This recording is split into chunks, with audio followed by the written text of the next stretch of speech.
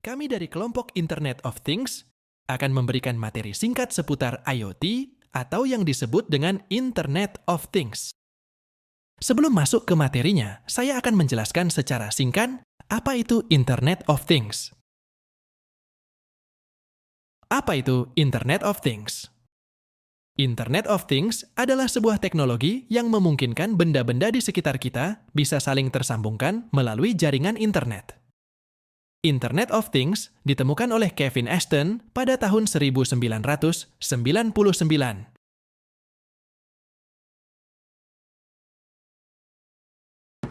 Definisi Internet of Things atau IoT.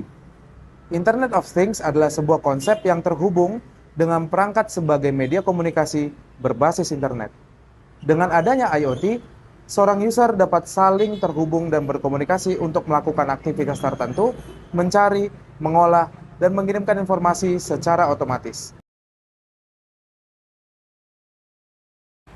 Macam-macam Internet of Things. Berikut adalah 10 contoh Internet of Things dalam kehidupan sehari-hari. Yang pertama adalah rumah pintar, yang kedua adalah perangkat yang dapat digunakan, yang ketiga adalah pertanian pintar, yang keempat mobil terhubung, yang kelima kota pintar, yang keenam IoT di bidang kesehatan, yang ketujuh peralatan rumah tangga pintar, yang kedelapan jaringan listrik pintar, yang ke-9 IoT di bidang retail, yang ke-10 adalah logistik pintar. Yang selanjutnya saya akan menjelaskan tentang manfaat Internet of Things. Yang pertama, memudahkan peraturan rumah cerdas. Yang kedua, pertanian pintar. Yang ketiga, manajemen limbah. Yang keempat, pembangunan kota cerdas. Yang kelima, keamanan yang ditingkatkan. Implementasi IoT adalah konsep IoT dalam berbagai bidang kehidupan dan industri. Implementasi IoT dapat dilakukan di berbagai bidang, seperti IoT dalam bidang keamanan, IoT dalam bidang properti, IoT dalam bidang kesehatan, dan IoT dalam bidang pendidikan.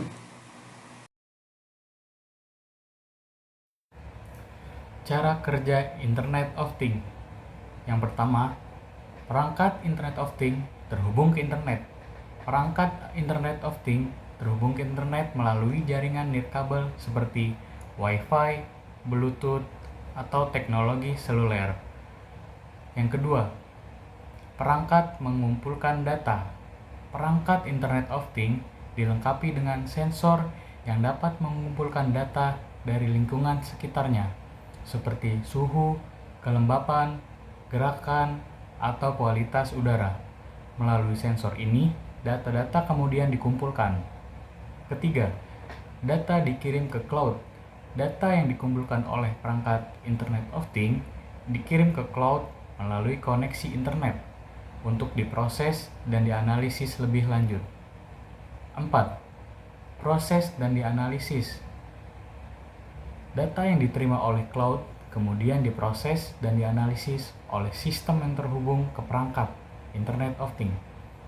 Proses ini dapat mencakup penggunaan algoritma cerdas untuk mengenali pola dan tren, membuat keputusan otomatis, dan memberikan informasi yang berguna.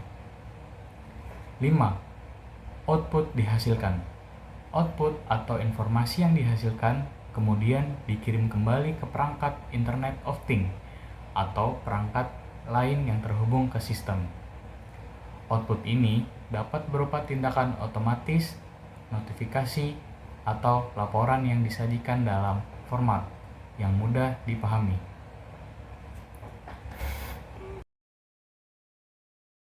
Berikut ini adalah 5 dampak positif dari Internet of Things. Yang pertama adalah membantu manusia untuk melestarikan alam. Yang kedua, meningkatkan kesadaran diri akan kesehatan.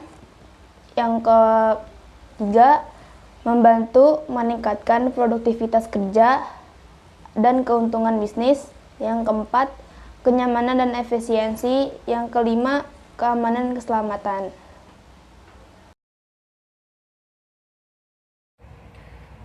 Dampak negatif Internet of Things. 1. Keamanan dan privasi. Terhubungnya semua perangkat dapat meningkatkan risiko keamanan dan privasi. 2. Ketergantungan pada teknologi. Dengan semakin banyaknya perangkat yang terhubung, kita mungkin menjadi sangat bergantung pada teknologi. Yang ketiga, pengangguran. Otomatisasi yang digerakkan oleh Internet of Things dapat mengurangi lapangan kerja di beberapa sektor yang dapat berdampak pada perekonomian dan lapangan kerja. 4. Paparan radiasi elektromagnetik. Perangkat yang terus-menerus terhubung ke internet dapat meningkatkan paparan radiasi elektromagnetik yang dapat berdampak negatif pada tubuh manusia. Yang selanjutnya saya akan menjelaskan 10 contoh penerapan Internet of Things dalam kehidupan sehari-hari.